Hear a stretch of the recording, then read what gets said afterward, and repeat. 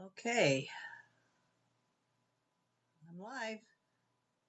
Where are you guys?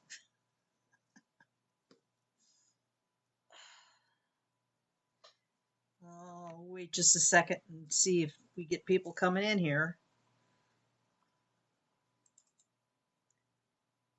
Aha, okay, there's life. Hi, Jennifer. Hi, Patty. Thank you, Patty. As you saw, I had a pretty nice day. Okay, all right. I guess I'm a couple of minutes late. I was searching for something that I had just at my fingertips about 15 minutes ago, and then it was like completely out of sight. And then I found it after I just about ripped my hair out, and it was stuck to the bottom of this board. Go figure. Stuff happens. Hi, Sharon. Okay, so today we're going to make a fused fine silver flower chain. And you can make it however you want to make it. You don't have to put flowers in it if you don't want to. I just really kind of like these flower beads at the moment. Well, the last several months I've been really enjoying them.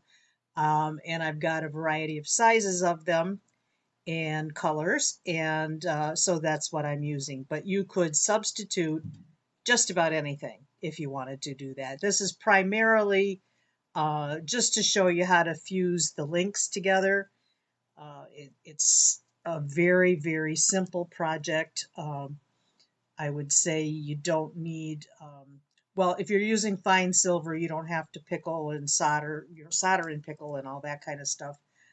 This makes it so much easier to do this. And you can make it whatever length you want.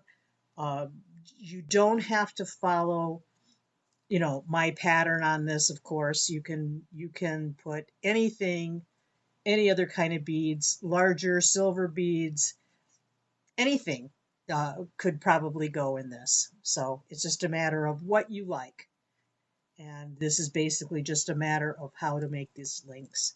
I've had this project set aside for a couple of months because I was um, kind of doing the resin thing and with the rub-ons and stuff. So, and being that I only do a broadcast every other week, um, it kind of got pushed to the side a little bit. But I'm glad that I had this on the back burner because I've been kind of busy lately. So I was going to do this. Well, I am doing this. Okay. All right. So I'll have a handout for you at the end of the broadcast with the materials list. But basically, what I chose to use is 16 gauge fine silver wire for the links. You could use 14 gauge if you wanted a little bit more substantial, a little bit more weight of a necklace. You could use the 14 gauge. I don't think I would go with 18 gauge. I mean, it can be done, but I think 16 gauge is probably as thin as I would go for this chain. That's just my idea. I kind of like heftier better, but the 16 gauge works fine, and it's also not heavy to wear. So that's kind of a thing to think about as well. So I'll be using the 16 gauge wire for the links. I have 18 gauge 5.5 millimeter. That's just what I had. You could get by with a lot of different sizes on your connecting jump rings, but these what I'm using is 5.5 millimeter and 18 gauge wire. And then for the little connection pieces where I connect the flowers, I am using I believe it's 24 gauge fine silver wire. And then for my little connection down here at the bottom with the larger flower, I used 22 gauge wire. You can do this also in 24, but I thought the 22 was just a little bit stronger for the bigger piece here. It's really relative, you know, whatever you want to do. So, hi Antoinette. Hey Laura. So so that's the parts, and then the little these are little Czech flowers. They're Hawaiian hibiscus is the name of the beads, and they come in a variety of sizes. This is a 21 gauge. It's either 20, not 20, it's 21 or 22 millimeters in the size focal. And then flowers that are, I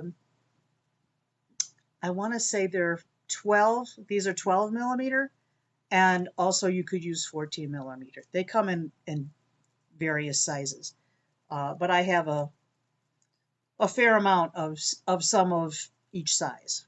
Oh, I see we're getting disconnected here and there. I hope on your end that it's okay. Hi, Susan. Yeah, Patty, it's kind of like going in and out. It's just like for a second and then it goes back on. So let me know if you're having any difficulty. Hey, Suni. Okay, so I'm going to go ahead and proceed. Hopefully, we'll get through the broadcast without too much difficulty or any difficulty. I'd rather have none, but we'll see what happens. All right. Hey, Julie. Yeah, it's doing it for you too, huh? Well, it must be a Facebook thing then, not just my connection. Well, I don't know. It could be my connection. I don't know. No, Suni, I did not have a chance to go to Joann's lately, but I'll tell you what, I have a gazillion rubber stamps. So thank you for thinking about me. That's always nice to see when things are on sale when you share that kind of stuff with me. But right now, honestly, I wouldn't have to buy another thing for the rest of my life.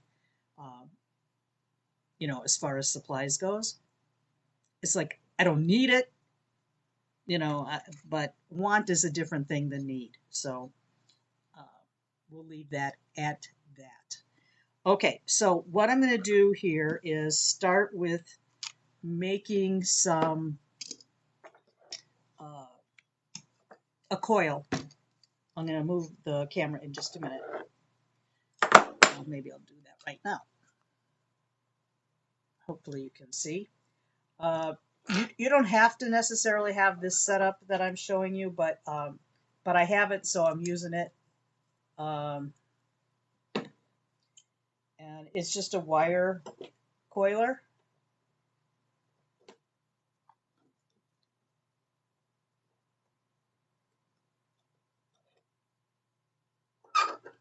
Patty, you say that is, I have a window to auto fray open, or auto fry, I'm sorry.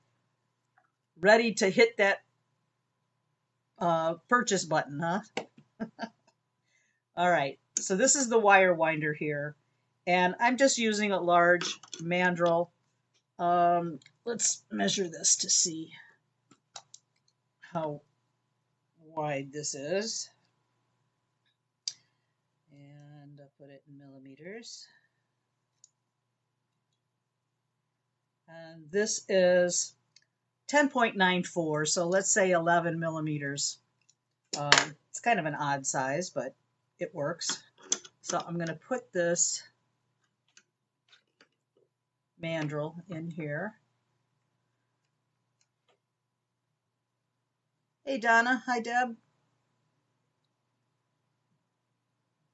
Oh, lucky you, sitting at the beach. Sounds wonderful. All right. All right, so I'm going to get my bag of 16 gauge wire out. I just keep them in these like giant Ziploc bags, and then I have a case that I put all my silver wire and things in, so they are easily found. Man alive, this broadcast. Okay, so what I'm going to do is, I know I do it differently than some people, but my mandrels have a slot on the end. So I learned this years ago. I mean, I didn't learn it, I kind of just did it. And then I since found that you're supposed to load your wire here. And I just can't get out of the habit of doing it on this end. So you do what you want. Uh, but if you don't have a little slot at the end to hold your wire, you have to do it this way. So, and you don't even have to have the wire winder necessarily. This wire is thin enough, malleable enough that you can just wrap it around the wire with your fingers if you wanted to. So I'll put this in here.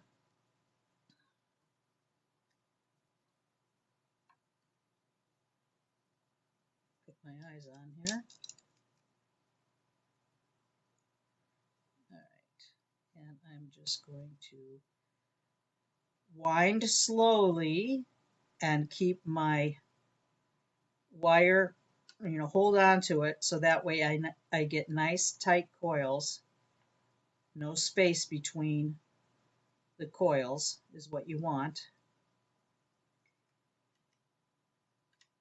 And I already have some pieces cut, so I'm not going to make too many. I'm not going to wind too much.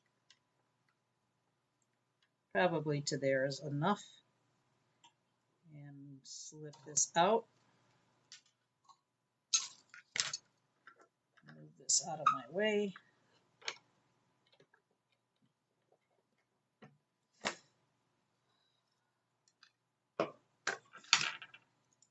Okay, and then I'm going to cut off this coil from my wire.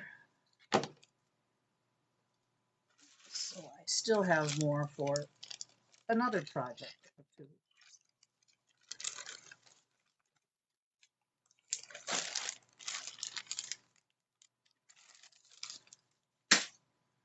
All right, so you can use a jeweler's saw and a 3 or a 4 blade if you wanted to, or you could use some micro fine flush cutters, which I kind of like. It's easy. I've done it either way, but I kind of like using the flush cutter better. So what I'm going to do is, it's already got a flush end on the beginning part of the wire. So I'm going to detach these. Let's see here.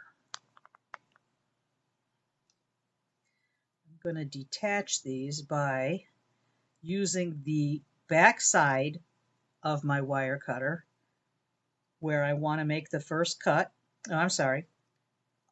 I'm going to be flipping these around. You want to make sure that both sides, both ends of your link is going to have flush ends.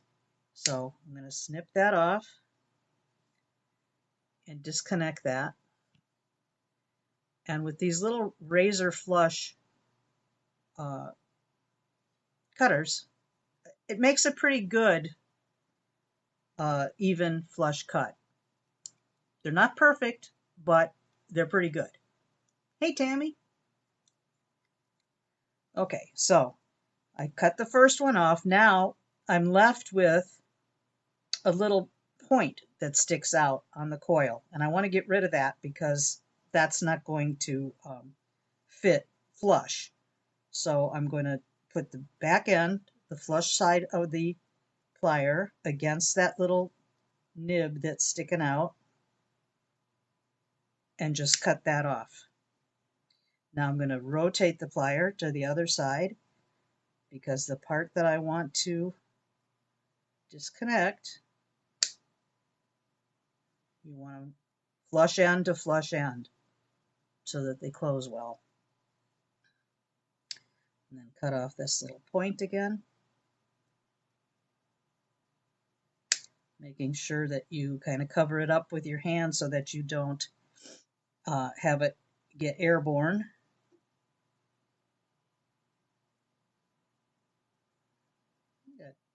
jittery hands today. Okay, cut that off.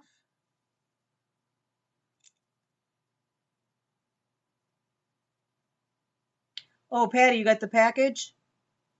Oh, good. Yeah, you know, I wanted to make sure that none of that stuff got damaged.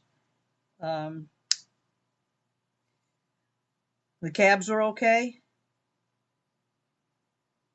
Okay. I was a little bit nervous. I thought after the fact that I should have probably just put the cabs in a different package. Uh, but by putting them in the tin, I thought they should be okay against those impression dies. All right. Okay, so I'm disconnecting a bunch of them. I think for really, it depends on how long you want your necklace to be, how many links that you'll cut off. Um, but I'm thinking that I had about 20 in this necklace. So let's see. 2, 4, 6, 8, 10, 12, 14, 16. I think I've got 18 in that one. Okay.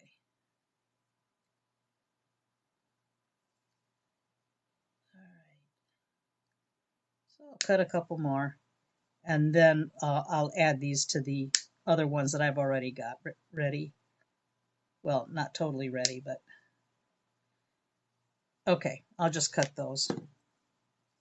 And then save all your little crumbs, all your little silver crumbs, because you can make little silver balls when you accumulate a bunch of these little pieces. So you can use all your little scraps. Oh, Laura, great.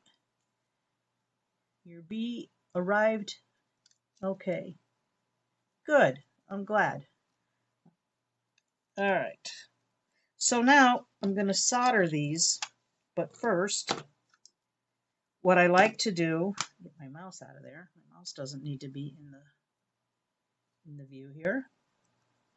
What I'm going to do first is I'm going to shape these circles into sort of like a D shape because they will solder a little bit easier than trying to solder this in a round shape. Okay. So it's not like a perfect D, but it's sort of like it. That's the best thing that I can liken it to. And you want to make sure that they're end to end. It takes a little bit of futzing to get them just right, but it's necessary to get them closed really well. If you can see that okay.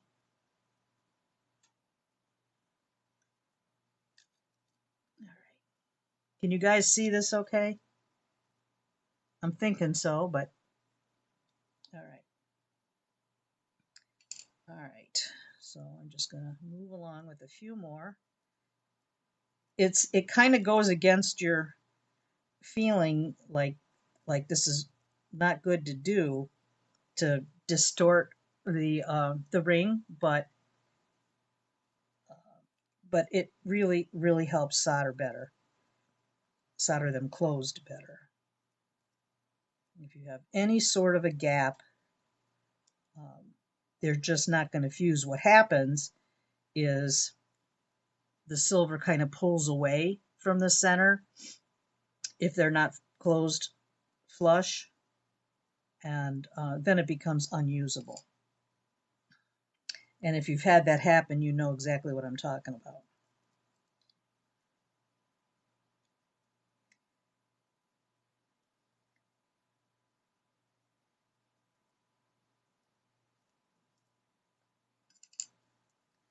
Then I'll move this stuff over to the solder board, and we'll solder a few,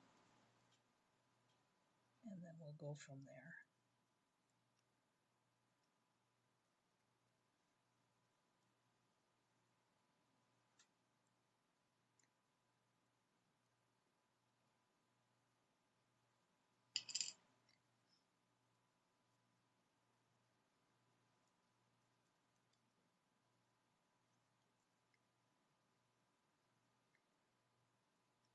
Okay, Deb, you can see okay, good.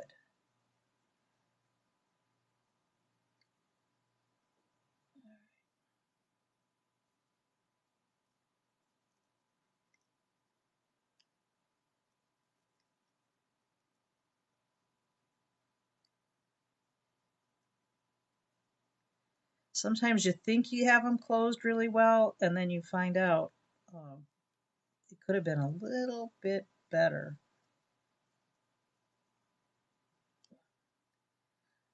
I don't worry too much about, well, of course, I want them all to come out right, but if they didn't, I can still reuse the silver for something else, so it's not a huge loss.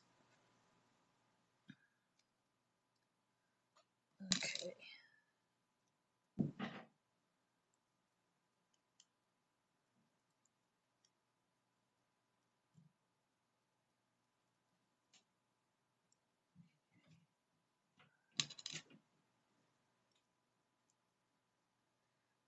Okay, I think I've got two more, and then we'll solder them.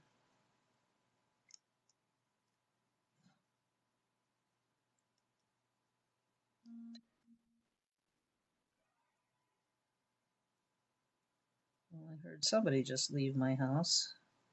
I've got that Ring camera, so the bell rings when people come in or out.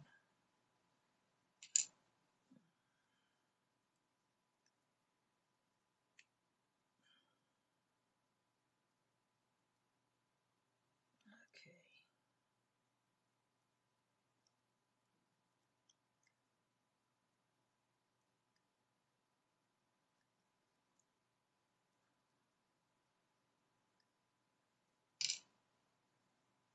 Last one.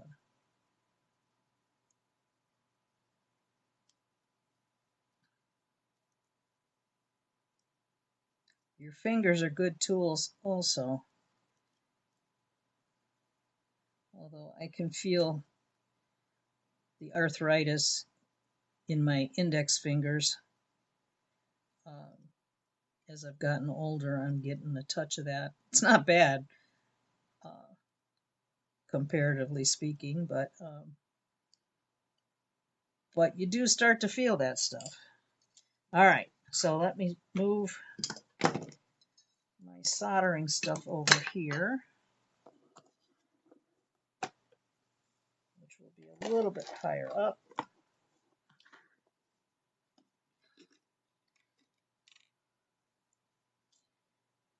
And I just have a little butane torch, little micro torch, and I have some water and my tweezers, and that's all I need since it's fine silver. Suni's asking, do you always put your silver in the D shape before you solder? If I'm making circular links, or any kind of links like this, I have a tendency to do that. The ends meet better that way. If you've ever tried to solder when it's perfectly round, sometimes it's a little bit more difficult. Okay, all right, so let's see if we can do this. Got well, I should have lined these all up first. I didn't.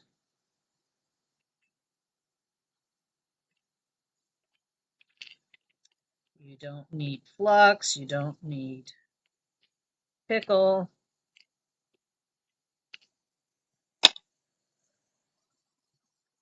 Fine silver is a little bit more expensive, but it's worth it as far as I'm concerned.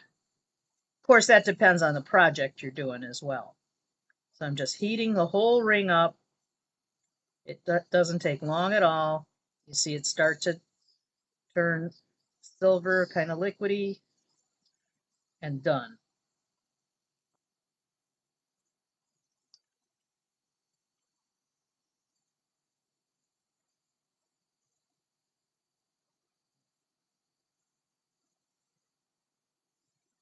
That's it. As soon as you start to see it get kind of slick looking, you want to work that little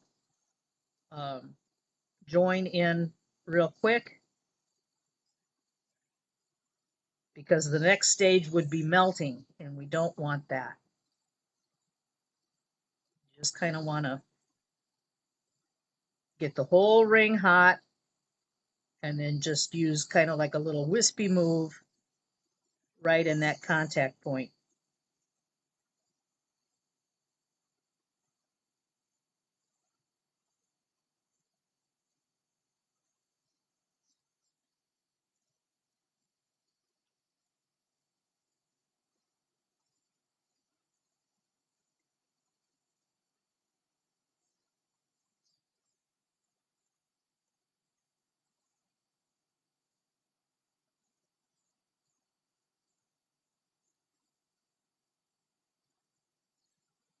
And boom, all done. That is easy, isn't it? So now I'm going to quench them. Just a brief quenching is good. I dropped one from before.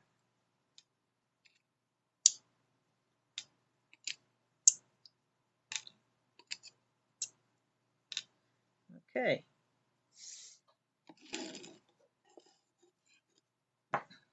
All right.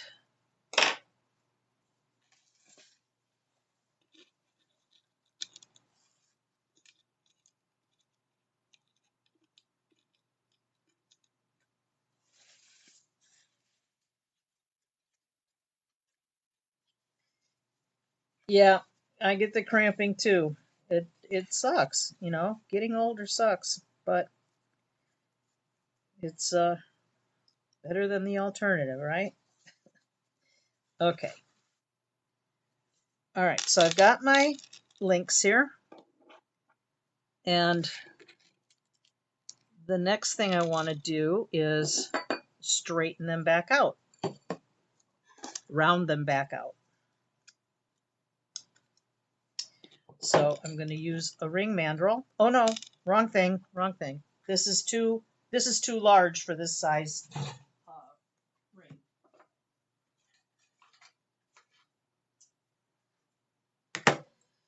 Ugh, thankfully that wasn't far. Okay, what I'm using is a round bezel mandrel, because this is much narrower diameter. So I'm just rounding these back out again.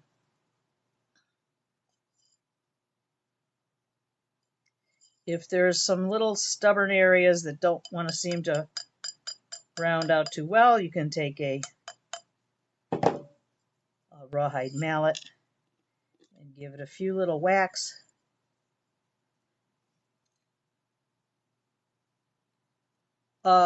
Diameter of the bezel mandrel, Patty? I can measure it, but I think when you order a bezel mandrel, they're pretty much the same size, although I could be entirely wrong on that.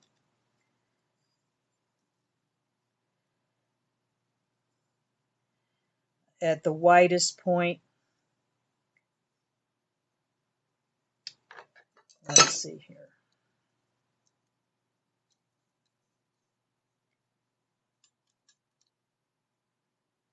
Well, I'm going to go with a 12 millimeters round, because this is basically meant for making bezels. So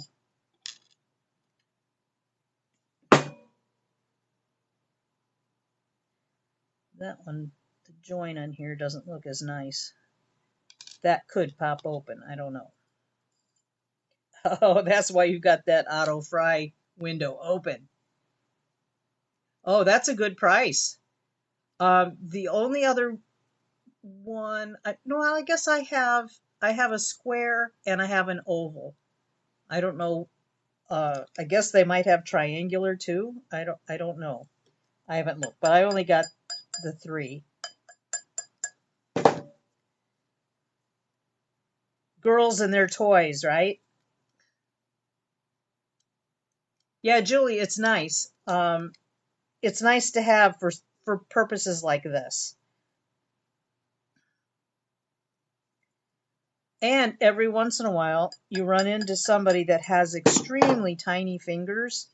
And even though there's no measurements on here, it's not a ring mandrel per se, but you could make little toe rings or little kids rings or something like that with this skinny size. I've yet to make a bezel with one of these. So there you go.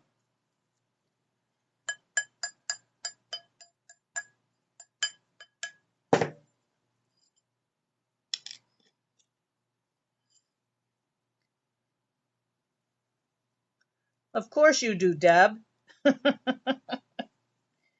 Yep.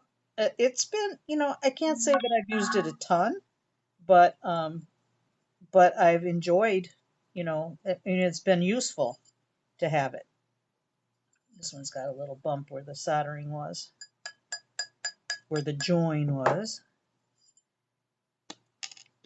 They don't have to be perfect either. Sometimes, I've seen lots of things that are, they're kind of wonky. I've made them that way too, purposefully, because sometimes having everything symmetrical or even or perfect, sometimes it's nice to be a little bit different. Yep.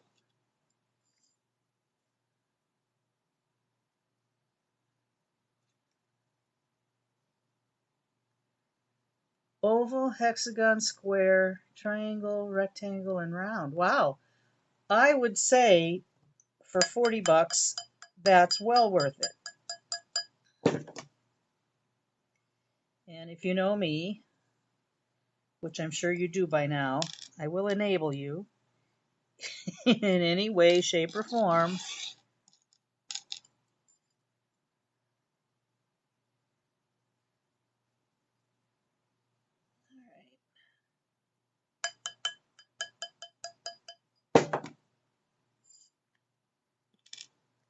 And some of these I'm going to be making oblong, which I'll show you that too in a few minutes, because I'm going to take these to the rolling mill and put a little pattern on them. And really, they're so small, you don't really see the pattern so much. And it really doesn't matter what the pattern is per se. It's just adding a little bit of texture to the ring that I like. So I'll be showing you how I do that too. And there again, there's other ways, not just the way I'm doing it, to accomplish that. So I'm just showing you what I do. Be it right or wrong.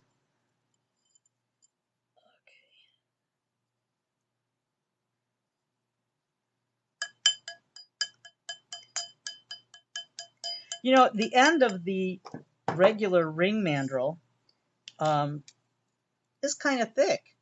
So, Laura, when you're saying for kids rings, it's really hard to size something that small on a ring mandrel. So this, you can kind of do those little kids rings or toe rings.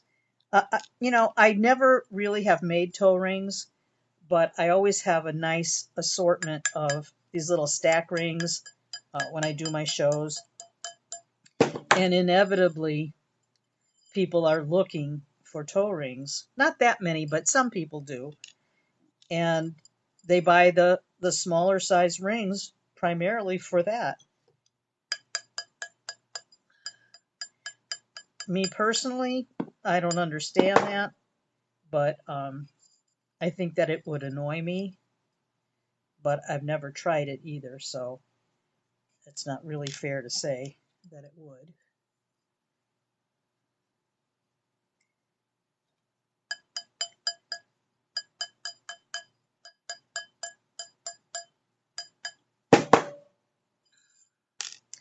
Here's that one that's iffy.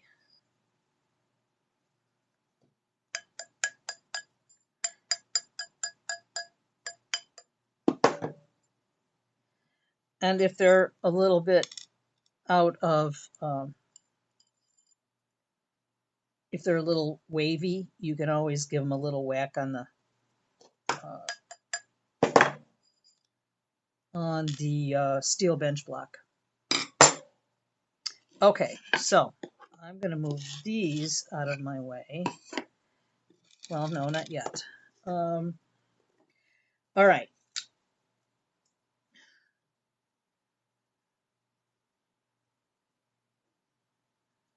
I don't have a large square. Well, the square one,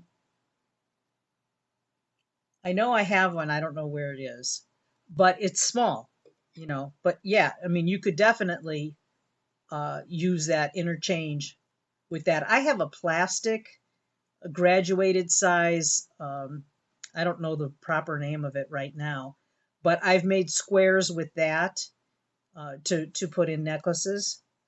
So yeah, I mean, I think any of those shapes would be kind of fun, but they're going to be on the small side if you're using the bezel mandrel. You can't get that large. Um, you can't get that large with them, but um, you know, it's another option. Okay, so now what I'm going to do is I'm going to use pattern paper from Rolling Mill Resources on one side of the rings. These are going to have a texture on both sides. And then I'm going to use a rolling mill pattern. This, I think, is from Roberta Peel from Oregon Trail Silver. And what I'm going to do is, it really doesn't matter what your pattern design is, because these are so narrow that you can't tell what the design is supposed to be. I mean, it's not possible. Okay, so you're just going to get a little portion of the texture.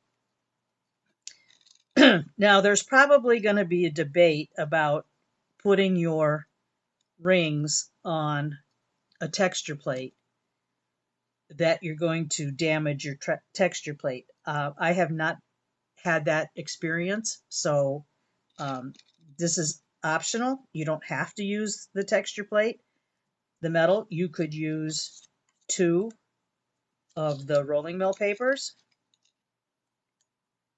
like this, and then put another one on top to make your little sandwich. If you feel more comfortable doing that, you certainly could do that. Um, that way, I don't want to encourage you, if you think that you might damage your impression plates.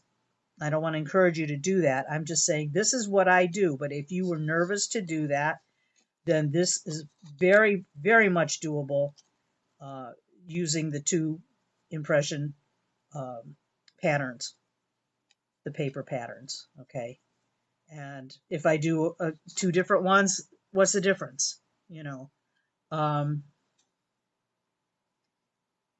yeah, Nancy, that's true. And I think um, I think that this is okay for me. But like I said, if you're not comfortable doing that, don't do it. Just don't do it. Okay, now let me. Donna says Wubbers makes pliers that have different shapes and in different sizes. They're definitely a more costly way to go, but they're out there. Um, and you're right, Donna. That's actually what I do have in the larger size for the squares. Now that you're telling me, you reminded me of. I have I have so much stuff. I don't remember what I have. Um, but yeah, the Wubbers. I have a couple of the Wubbers, different shapes. So that's absolutely doable as well. And Sharon, absolutely, you can use hand stamps if you don't have anything else. I mean, not if you don't have it. If you want to use your stamps, you can certainly do that. The only thing with sometimes with the metal stamps is you can maybe hit them a little bit too hard and kind of um, I don't know, distort the wire a little bit, but I don't see that as really a big deal. Okay, but this is what I'm going to do. I'm going to take these over to the rolling mill. And I don't know if you'll be able to see me or not, but the rolling mill is right behind me. And this is what I'm going to do. I'm going to put, and hopefully I've got my rolling mill set up right. I should. I was just messing with this stuff the other day. So this is what I'm going to do. I've got 6 of them on here. I'm going to put this rolling mill paper on here. All right. And I'm just going to go behind me. Here's the rolling mill. I know I can't get a close-up of that while I'm doing it.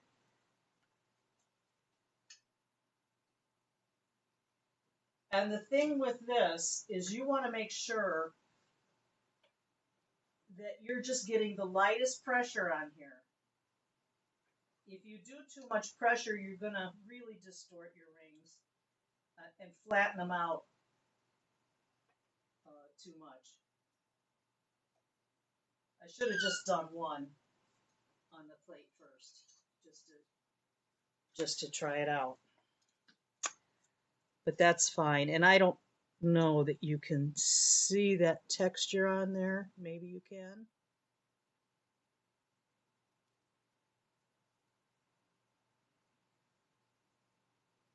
Is it too close? Anyway, there's texture on both sides from this. That was like as easy as possible. All right, so I'm going to get rid of those 6, and I'm going to put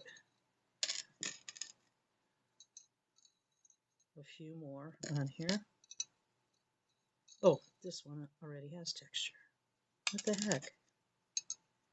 I guess I had a straggler somewhere.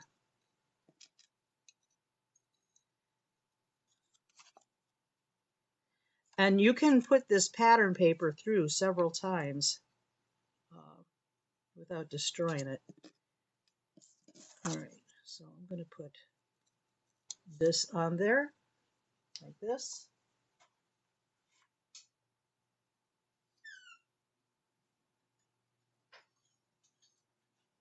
It's just a little bit of pressure. It's not a lot. I would suggest only going with one first, to try one out first, to make sure that you've got the pressure on there that you want. I'll do my remaining ones here. But you want to try to find a plate that has a fairly tight pattern, so that way you get more texture on there.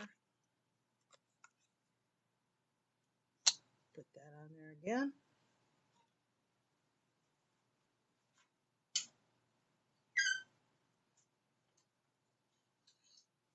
And voila.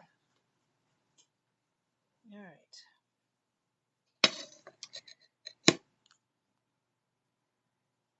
All right.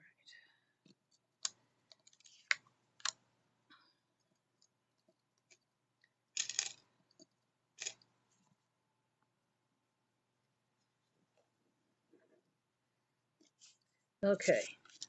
So a lot of times when you order from Rolling Mill Resources, well, actually every time that you order from them, Gwen always sticks in some little free sample size little texture sheets.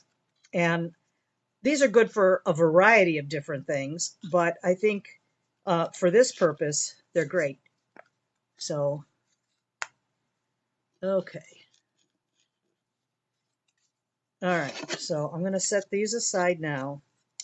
And like I just passed, how many jump rings? Like 20 jump rings, or 20 of those links through on this pattern piece. I don't know if you can see it, if you can pick it up or not. That there's very little wear to this that I just used. So this is going to be good for a long time. So, all right. So now I have all my little rings.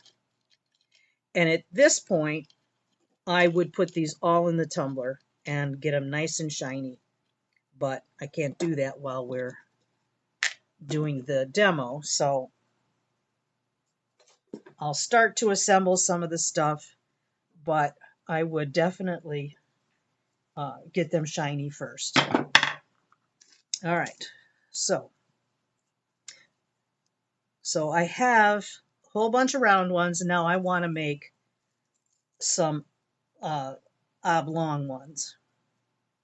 And all you need for that is a pair of pliers, round nose.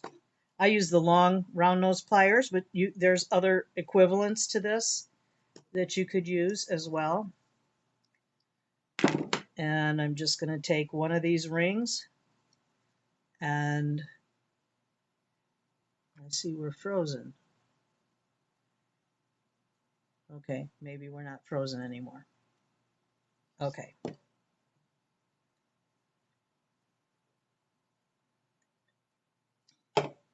Okay.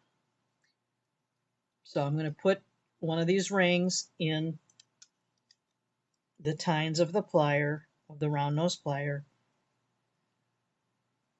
Kind of bring it down there a little bit, and then just pull my plier open like that. And looky there. Isn't that cool?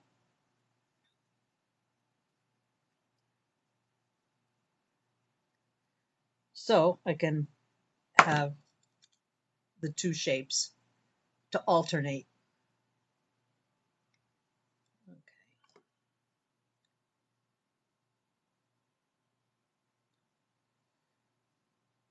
Yeah, Judy, I've got to say, honestly, I don't use the rolling mill as much as some people do. But when I need it, it's a real handy little thing.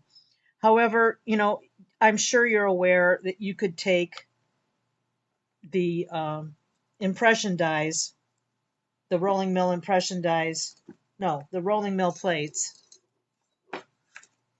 You could put your ring on there, and you could just hammer that on there, and you're going to get some texture. So that's an option as well for something small like this. You can't do it for everything, but that would work. All right, so I'm going to do a few more of these, stretch these out.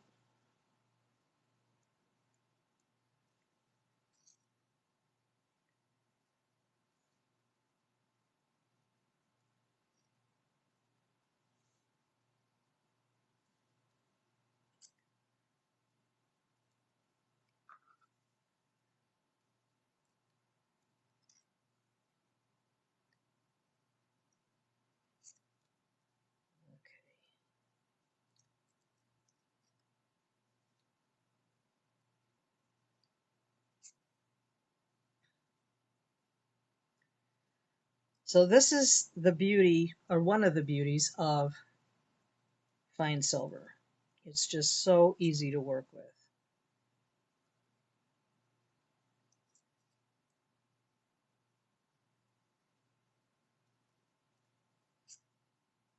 All right, let's see, how many do I have here?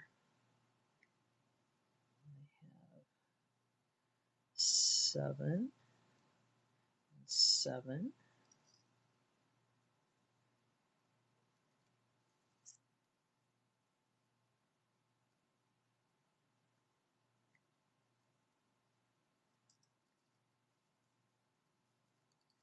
Okay. All right. So I've got my, Lynn, I didn't even pay any attention to that, as far as where the solder joint is. But you certainly can if you see it. You could do that, but I don't think it makes any difference unless the solder joints aren't too clean. But I really like how it's just lightly textured. I don't know if you can see that any better. Probably not. Okay. Maybe here's better. I always seem to not be in the right frame. Yeah, that's better there. Okay. Susan, hello. I'm planning on going to Tucson next February. I'm hoping to. I just never know. My dad is the biggest thing that I just never know. But if all is well, I will be there. And Patty, you're right. Texturing does cover a lot of stuff. It hides little imperfections, so that's kind of a good thing.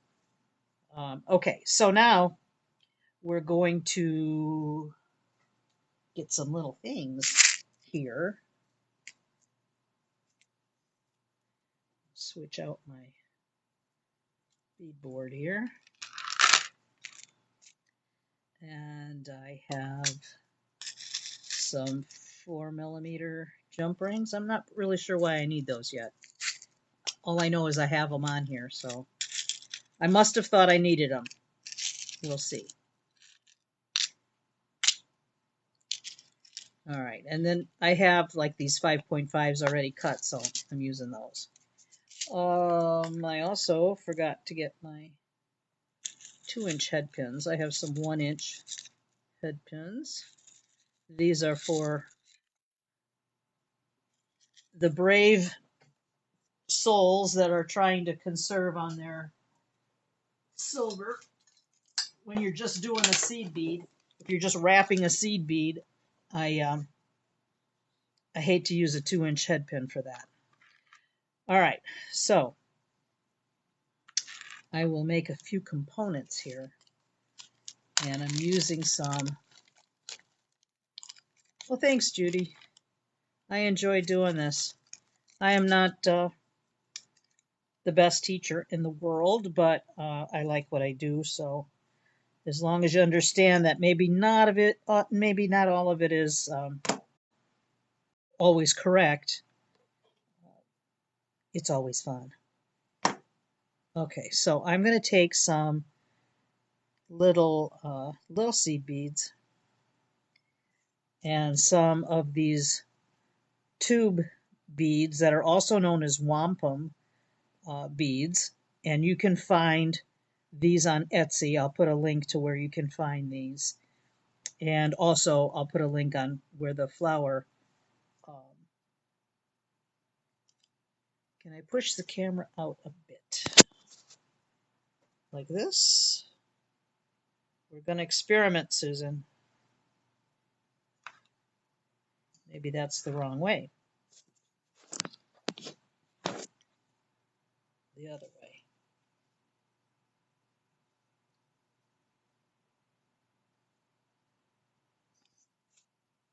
It's like my other left, right? Is that better?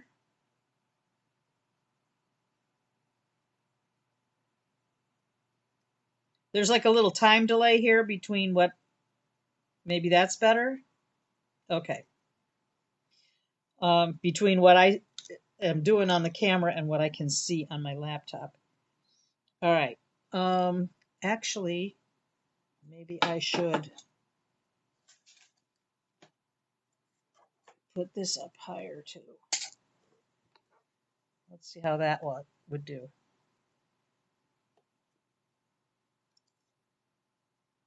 There, I think that's better.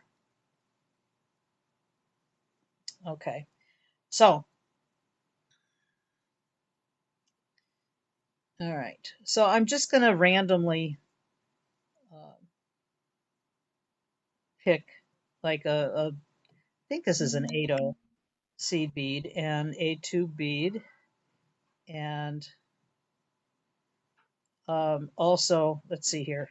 So I'll have a seed bead, a tube bead, and a seed bead. And then I'm just, oh no, I'm forgetting what I'm doing here. What I need is not the head pins for this. What I need is my wire.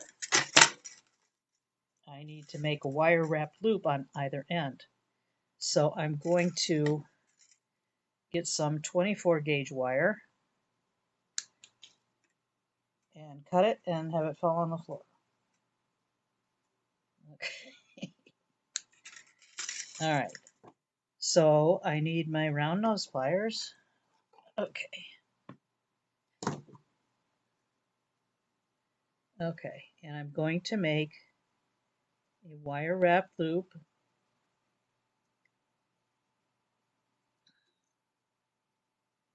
Little wire wrap loop here.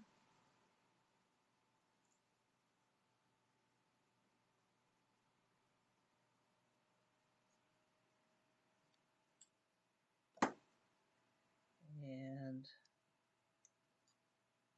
pull that little wire, the short wire, around the long wire. And I usually go around 2 or 3 times. That's plenty. And then snip off the excess. All right. Then I'm going to add my 8/0, my tube, and an 8/0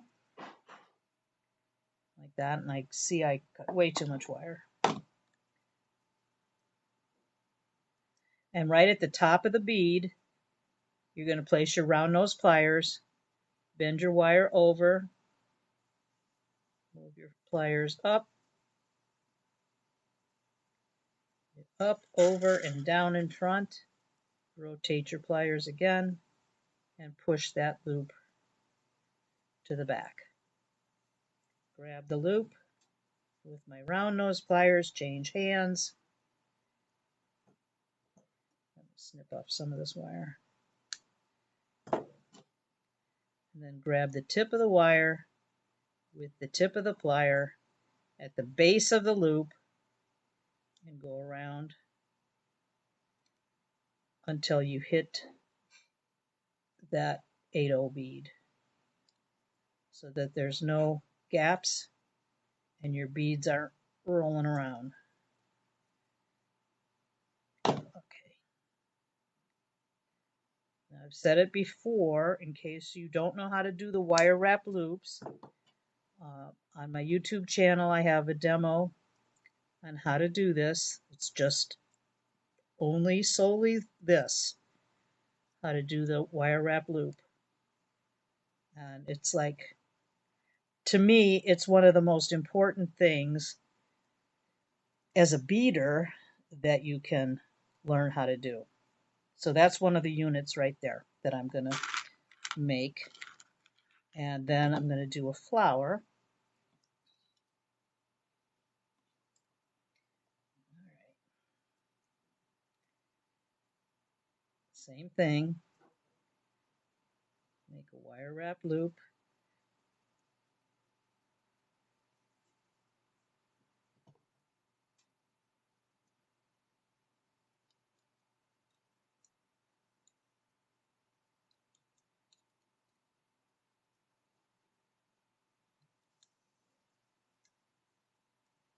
There's other ways that people do this, but this is the way I learned how to do it, and I can't unlearn it. So, okay, so now I'm going to get, I think I'll do one of these. This is a 14 millimeter Hawaiian hibiscus, and I will get a seed bead. Well, that's kind of puny. I think I'll stick with the 8/0s. I was going to do an 11/0, but I think I'll do an 8/0 on either end of the flower.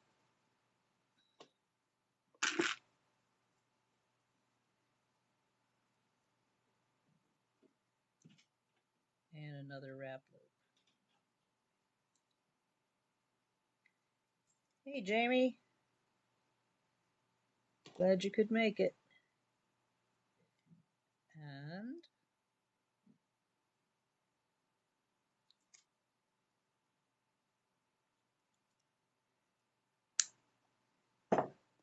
And then sometimes there's a little bit of a nib. Well, I'd say there's probably a lot every time.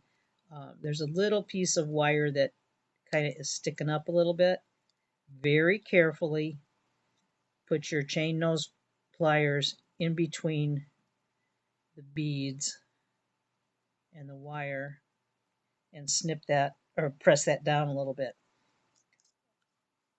If you get too close to the seed bead, you'll crack it. That's just the way that kind of stuff works. All right, so I've got a couple of components.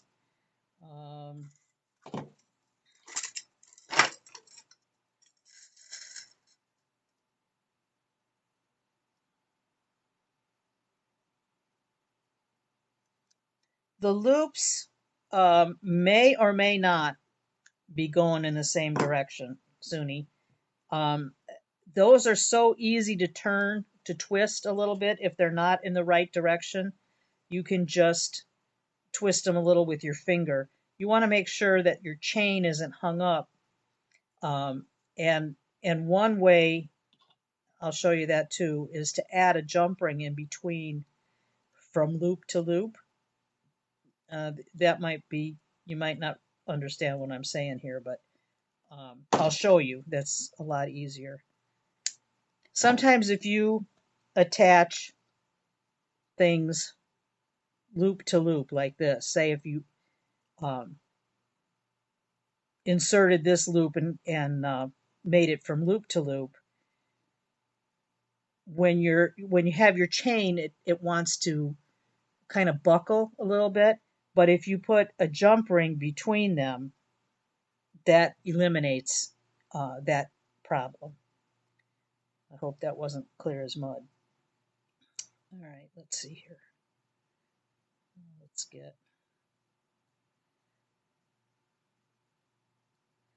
We'll get a, and here again, this is all choices of, whatever color schemes you pick is whatever you want to do. So I have an 8/0, a tube bead, and an 8/0.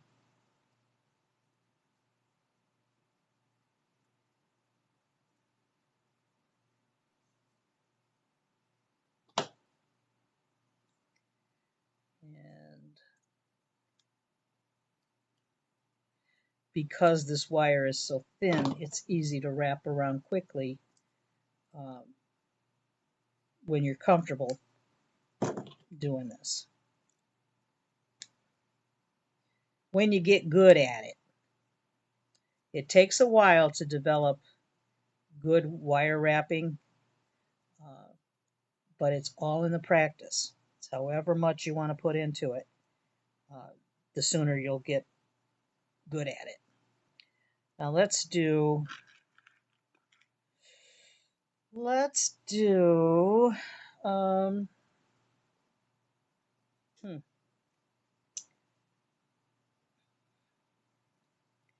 I'll tell you what, let's do the larger part, the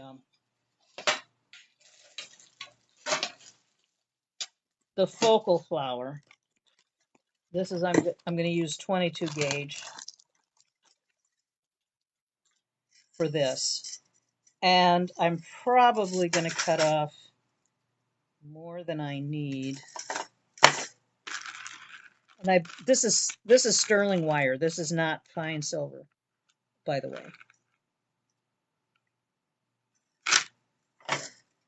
So when you're keeping your little scraps, your little nibs of pieces, make sure that you keep the fine silver and the sterling separated. I have two little containers marked, one with fine and one with sterling.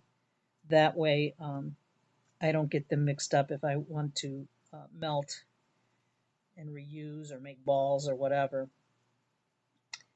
Jamie's asking, do you find 24 gauge strong enough for daily wear? Yes, I do. Depending on what it is that you're wearing.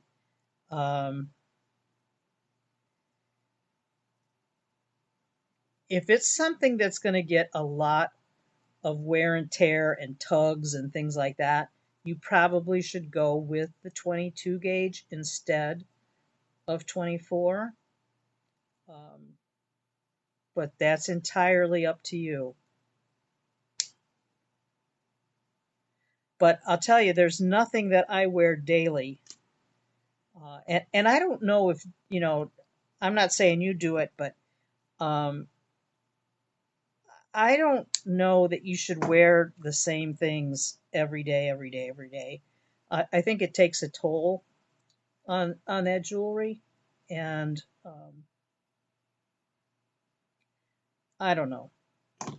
I've had people come up to me at my shows and stuff, and they'll have something that needs repair, um, and they'll say, "Well, I wear this all the time. I never take it off. I shower with it. I sleep with it." Um, and I don't think that's good. Being also the fact that they get dirty, and unless you take them off and maintain them periodically, they're going to look kind of shabby after a while. And I don't think stuff was made to wear every single day. Not at least the stuff that we make. Maybe like your wedding rings and stuff like that. That's kind of a different story, I think. All right, so what I'm going to do on this, I'm going to take an 11-0 and an 8-0 and another 11-0, and I'm going to take my flower, the large flower, and do the same thing on the other side.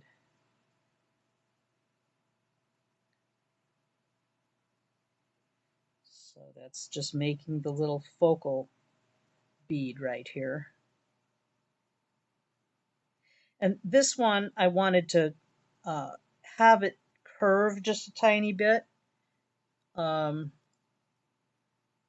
So I think having the 22 gauge wire is a little bit stronger for that as well.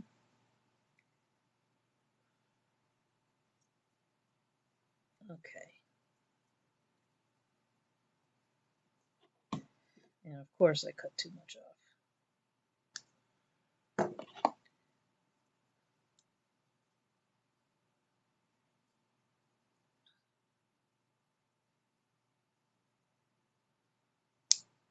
Try to keep those wraps real close together. What did I just drop? Oh, I dropped this.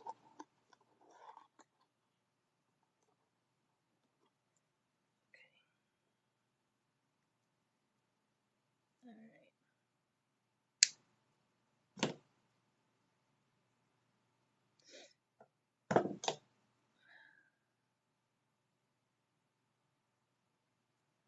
All right. Tuck that wire in, that little piece that is cut off there.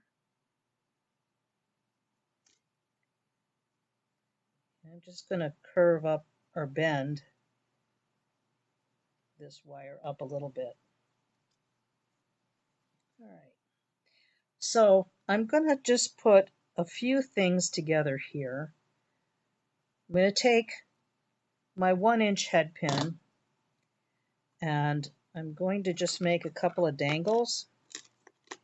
So I'm going to take an 11-0, and then I will take let's see here, a 6-0 and another 11-0. This is on a head pin now, and it's just a very small little dangle, so I'm just using a small piece of wire. If you're not comfortable with that, and you can get head pins that are 1.5 inches, that's good, or you can go with the 2-inch. But it is a little bit more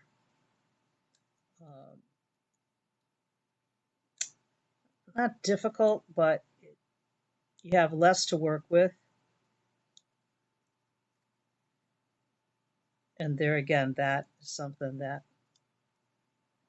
becomes doable the more you practice.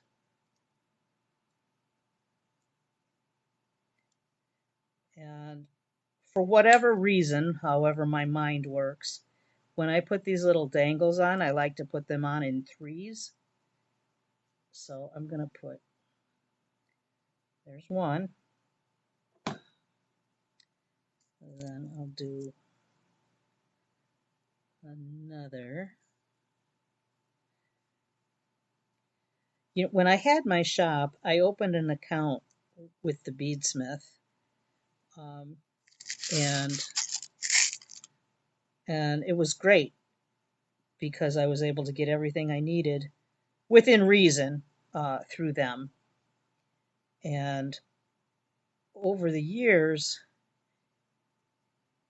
it seems like a lot of the things that I used to buy from them, they don't carry any longer, and it's disappointing.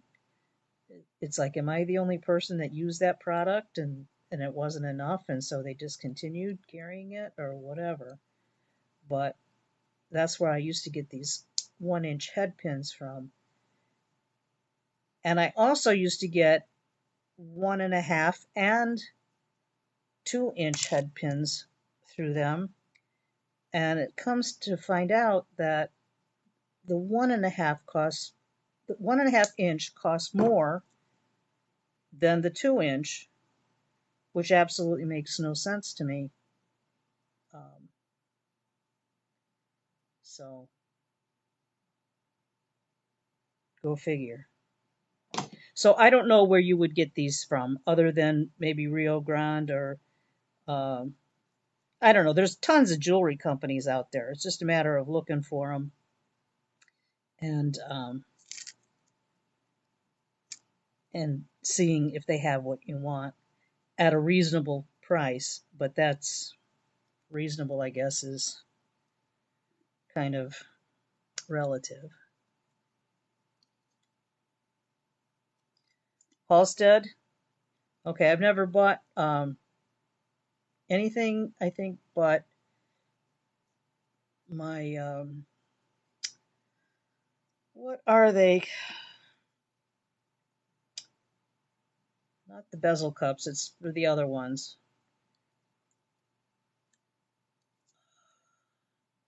It's for the faceted. No, I can't think of it.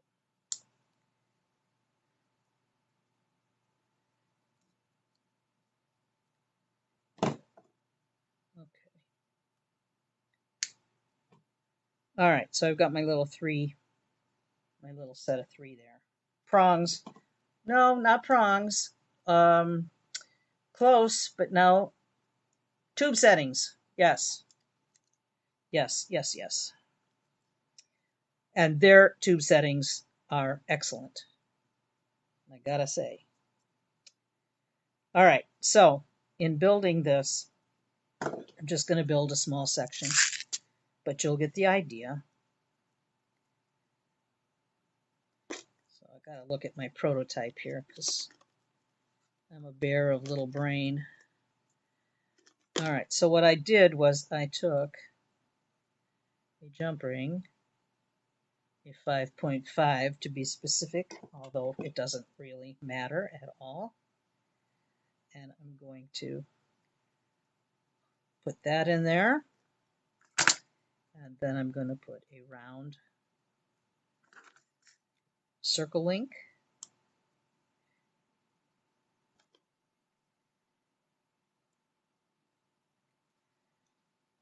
Okay, and then I'm going to put, how did I do it on this one? I put another 5.5 millimeter jump ring on that end, and then a tube section.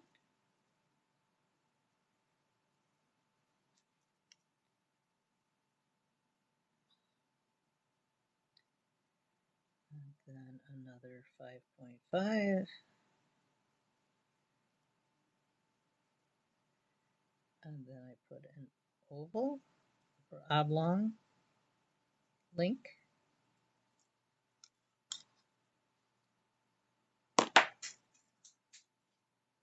something went down. Hit the floor.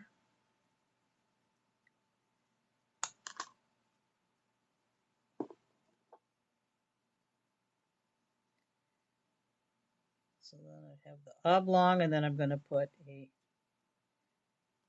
circle around on here. And having those jump rings in between makes everything lay nicely. Then let's see here.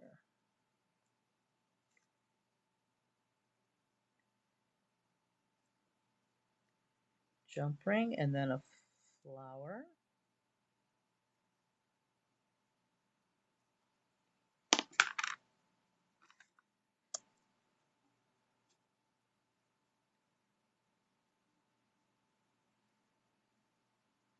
And this you can do however you want to do it. There's no rule that you have to do it a particular way. Assembly is pretty much however you want to do it, whatever appeals to you.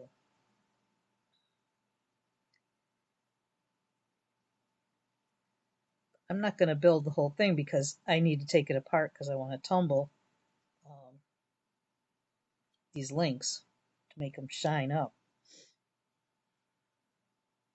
But I'm doing this to give you the gist of how I am assembling.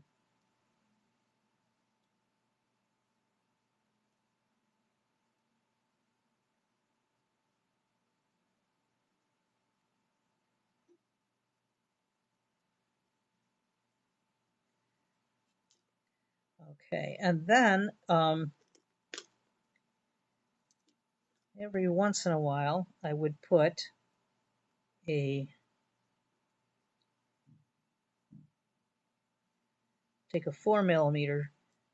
You could use a 3 or a 4, whatever you have, jump ring, and I put my 3 little danglies, my little beads there. And where would I suspend this from? What did I do down here? I guess I put it on the first link. But there again, you can put it anywhere you want. You don't have to put them on at all. It's just a matter of what you like.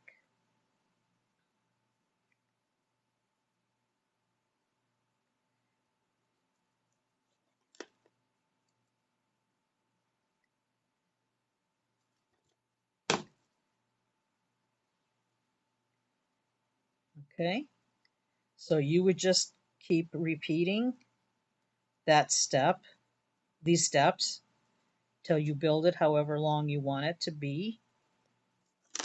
And let's see here. And I put a lobster clasp on it as a connection. If you make it long enough that it fits over your head, you don't have to put a clasp on. Hey, Aaron. Howdy do. You could put a lobster clasp on there if you wanted. And how I did that was I had one of these links that was really small. So I just attached to that. And I put a little bit of, I put some links to end it. Let's see, how do I want to describe that? I guess I just needed that little bit of extra length to connect the jump ring, the closure.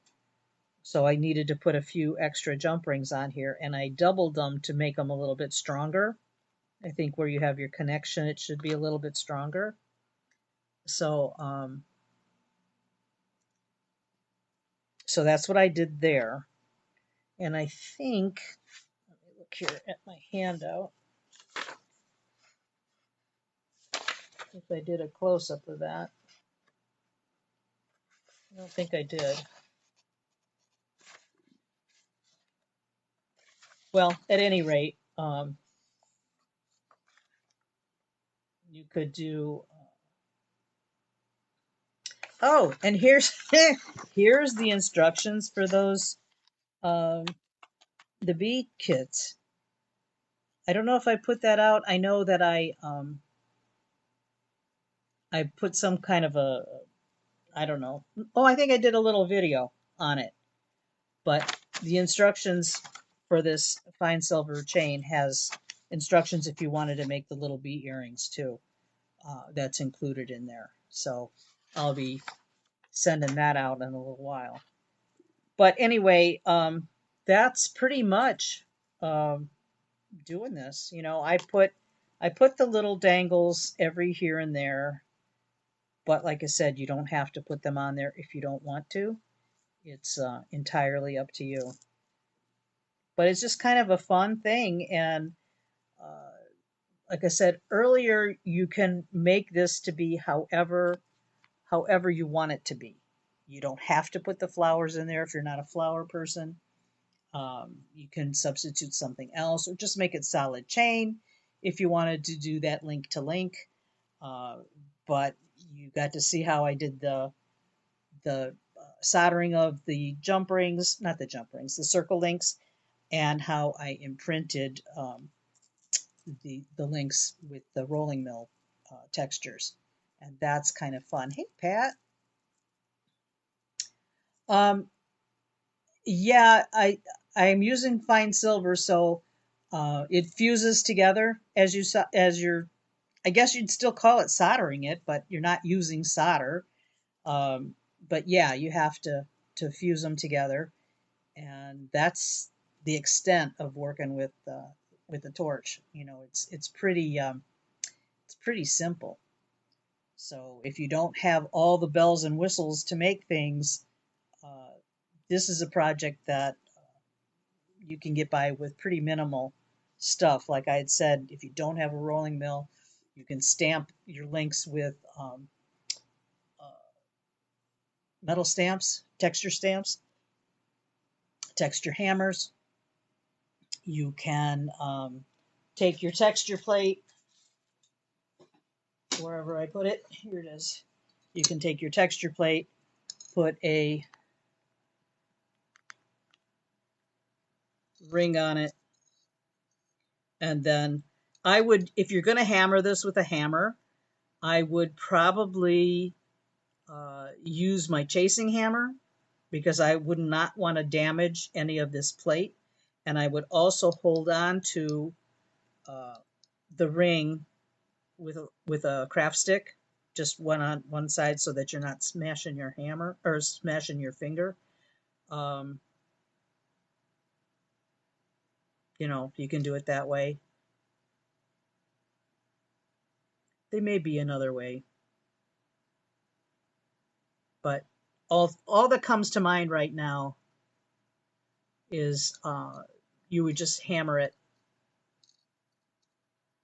not not hammer it like beat to death. You know, it doesn't take too much to get the texture in here.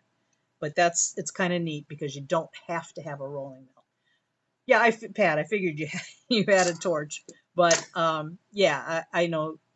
I was just saying you don't have to use flux or solder for the fine silver, so it makes it so much easier if you don't have all the stuff. And I know a lot of the people that watch me, you know, they don't necessarily have the full setup of everything, and they still like to do certain things without all the stuff.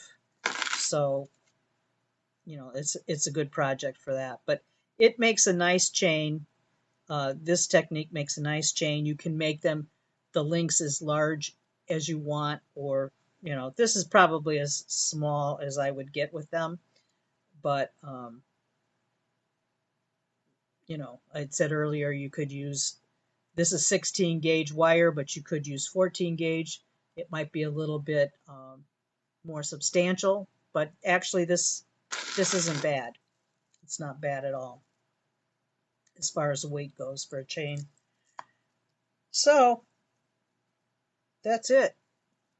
I think that's it for today. Unless you guys have any other questions. Okay, Donna, thank you for that. She said Roberta Peel of Oregon Trail Silver has videos on how to use texture plate without the rolling mill. Good, good. That's good. And Pat, you're going to love how easy it is to do the fusing. The trick is to make sure that you get your rings really flush, really closed tightly, um, and you have to know when to get in and get out with your flame because as soon as that silver starts to turn like slick, kind of looks kind of silvery, almost liquidy, but you don't want it to be liquid. Um, that's when it joins, but a second too long and it's going to be melted. But that's, like I said, trial and error. You've got to practice a little bit and you kind of just get in and get out. And you usually have pretty good success with that. Tammy, I have not used those yet. I'm hoping the next demo that I do will be using the uh, the flower stuff. I'll get it. It's not far from here, or maybe it is far from here. Oh no, it's right here. Okay, this is what Tammy's talking about. In case you're not aware, I saw a video demo on making a resin bowl with this mold, and I thought it was pretty interesting. So I think I'm hoping to get to this next week. This is a large, a large mold. I think it was made with the idea of this being a tray because they also make the coaster size that match. And there are, I think there's supposed to be 6. I've got 5 of them here. I might have misplaced one, but I'm pretty sure there's 6 coaster size. They have a little texture design inside there. And sadly, after I mentioned it, that I was thinking about doing this, I looked back on Amazon for the link and they said they're currently unavailable. Now, that was, I don't know, a week or 2 ago that I looked. So I'm hoping that they still have these. And maybe they do. Maybe it's just a different manufacturer that you could still get them by. But anyway, the gist of this was using alcohol inks in here, and then you fill it like halfway full and let it set somewhat, and then you put it in a bowl and it kind of forms. You have to do stuff with it, of course. I mean, this is just, I'm just showing you the mold, but it makes a nice little, like a vase kind of thing. So I thought that that might be kind of fun. So hopefully that'll be on the the plan for next time around. Um, and that's a bit. Oh, Donna, you got the mold yesterday? Okay. All right. Well, I will be working on that. Um, I'll make one just to see how it goes, and if that's a go, then I'll do the demo on it. Um, yeah, I'll put the link. I mean, it's in the group somewhere, I think. Maybe not, but I mean, I'll find it. I know where to find it.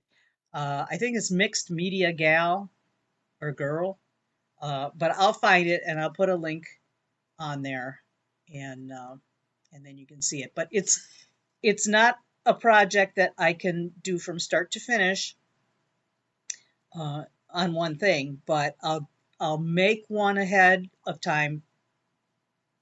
This is my plan. I'll make one and complete it so that you have one to see, and then I'll do the first half.